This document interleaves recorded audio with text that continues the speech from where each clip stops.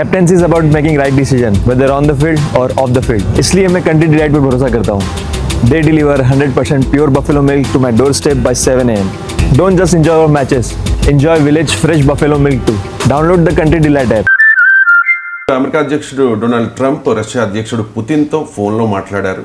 ఉక్రెయిన్పై Russia దాడి చేసి తీరుతుందని Putin తనకు చెప్పారని ట్రంప్ అంటూ ఉన్నారు. సార్, రష్యా ఉక్రెయిన్ మీద యుద్ధానికి సిద్ధమవుతోంది. అంటే ఆల్రెడీ ఉక్రెయిన్ ఈ మధ్య భీకర దాడి చేసి 1/3 ఆఫ్ రష్యన్ స్ట్రాటజిక్ బాంబర్స్ని ధ్వంసం చేసింది. So it was a very big secret operation. అంటే డ్రోన్లను స్మగిల్ చేసి రష్యా లోపలికి 1000 కిలోమీటర్లు అవి లారీలో ట్రక్కుల్లో ప్రయాణం చేసి అటాక్ చేసేది మామూలు ఆపరేషన్ కాదు. సో ఈ ఆపరేషన్ తర్వాత మీకు డెఫినెట్గా రష్యా రియాక్ట్ అవుతుంది, కాకుంటే ఎలా ఉంటుంది. ఆ తర్వాత నెక్స్ట్ డేనే క్రిమియాకు రష్యాను లింక్ చేసే బ్రిడ్జ్ను కూడా పేల్చేశారు ఉక్రెయిన్. సో ఇలా ఈ రెండు మొదటిది మామూలు ఇన్సిడెంట్ కాదు. ఎందుకంటే ఈ వార్లో మీకు వైట్ హౌస్లో ట్రంపే చెప్పాడు, మిలిటరీలీ నో కార్స్ అని జెలెన్స్కీని వాయించేసాడు, నీ చేతులు ఏం లేదు, నువ్వు అన్నీ అయిపోయినావని.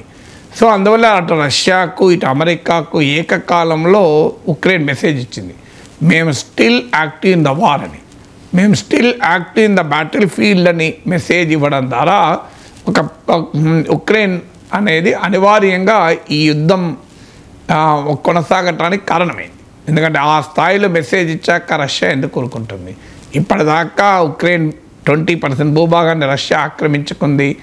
సో అలాంటి పరిస్థితుల్లో ఇక ఉక్రెయిన్కు మరో మార్గం లేదు, శాంతి చేసుకోవడం తప్ప అంటున్న సమయంలో ఉక్రెయిన్ విరుచుకుపడింది. అది కూడా మామూలుగా విరుచుకుపడడం కాదు.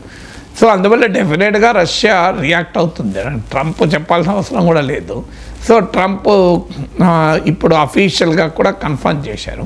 రష్యా చాలా ఇప్పటికే మాట్లాడింది కూడా, ఎందుకంటే ఉక్రెయిన్ ట్రంప్ కూడా ఇన్ఫార్మ్ చేయకుండా అటాక్ చేసింది. అమెరికన్ వెపన్స్ వాడలే, తన సొంత వెపన్స్ తన సొంత టెక్నాలజీతోనే ఈ దాడి చేసింది. అందుకే అమెరికాకు కూడా ముందు ఇన్ఫార్మ్ చేయలేదు. పుటిన్ అదే బహుశా వివరణ ఇచ్చుకొని ఉంటాడు తన ఫ్రెండ్కు, నాకు కూడా తెలియదు, తెలిస్తే ఆపేవాడిని, నాకు తెలియకుండా చేశారు అని చెప్పుకోవడానికి ఫోన్ చేసింది దాన్ని. సో అందుకనే రష్యా డెఫినెట్గా అటాక్ చేస్తుంది. ఆల్రెడీ ఇప్పుడు నార్త్లో సుమి అనే ఉక్రెయినియన్ సిటీని ఆక్రమించుకున్నట్టు వార్తలు వస్తున్నాయి. సో అలాగే ఈస్ట్లో కూడా మరికొంత చొచ్చుకుపోవటానికి రష్యా ప్రయత్నిస్తుంది అని, మరి ఉక్రెయిన్ ఏం చేస్తుంది దానికి కౌంటర్ అటాక్గా. సో ఈ పరిణామాలు క్లియర్గా ఏం మెసేజ్ ఇస్తుంటే Russia Ukraine war is far from over. 24 గంటల్లో యుద్ధం ఆపుతానని ట్రంప్ మొదలుపెట్టాడు. ఈ 4 నెలల్లో 4 సార్లు పుటిన్తో ఫోన్లో మాట్లాడాడు, కానీ ఎక్కడ యుద్ధ విరమణ ఛాయలైతే కనబడతలేవు. సో జెలెన్స్కీ అమెరికా ఉక్రెయిన్తో మినరల్ డీల్ కుదుర్చుకుంది. ఉక్రెయిన్లోని rare earth metals uranium, titanium మొదలుకొని రేర్ ఎర్త్ మెటల్స్ను కొల్లగొట్టేందుకు అమెరికా ఒప్పందం చేసుకుంది. మినరల్స్ అయితే అమెరికాకు దక్కింది, కానీ పీస్ మాత్రం ఉక్రెయిన్కి దక్కలేదు. సో అందువల్ల రష్యా ఉక్రెయిన్ వార్ మరింత ఉధృత దశకు చేరుకున్నా ఆశ్చర్యపడాల్సిన అవసరం లేదు. ఎందుకంటే ఈ ఉక్రెయిన్ ధ్వంసం చేసిన వాటిలో న్యూక్లియర్ వెపన్స్ను ప్రయోగించగలిగే స్ట్రాటజిక్ బాంబర్స్ కూడా ఉన్నాయి. అవి నియర్లీ 130-35% డ్యామేజ్ డిస్ట్రాయ్ అయిపోయాయి. అందువల్ల న్యూక్లియర్ స్ట్రైక్ కెపబిలిటీ పైనే ఉక్రెయిన్ అటాక్ చేసింది. అఫ్కోర్స్ రష్యాకున్న న్యూక్లియర్ స్ట్రెంగ్త్ చాలా ఎక్కువ కనుక గతంలో కూడా రష్యా ప్రకటించింది కూడా, మీ అణ్వాయుధాలకు కూడా వాడతామని బెదిరించింది. ఈవెన్ 3వ ప్రపంచ యుద్ధం అన్న పదం కూడా వాడారు. ఎందుకంటే ట్రంప్ ఈ యుద్ధం ఆపకపోతే రియల్లీ బ్యాడ్ థింగ్స్ అంటే Dmitry Medvedev, Putin close aide, former president of Russia, ఆయనైతే నిజమే ఆ రియల్లీ బ్యాడ్ థింగ్ ఏంటంటే థర్డ్ వరల్డ్ వార్ అని కూడా హెచ్చరించారు.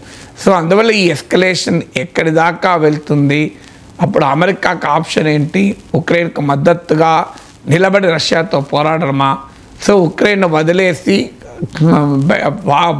బయటికి వెళ్ళడమా, so what should America do అనేది ఒక క్వశ్చన్. బట్ డెఫినెట్గా రష్యా మరింత భీకరమైన అటాక్ ప్రిపేర్ అవుతుంది అనేది క్లియర్గా కనబడుతుంది.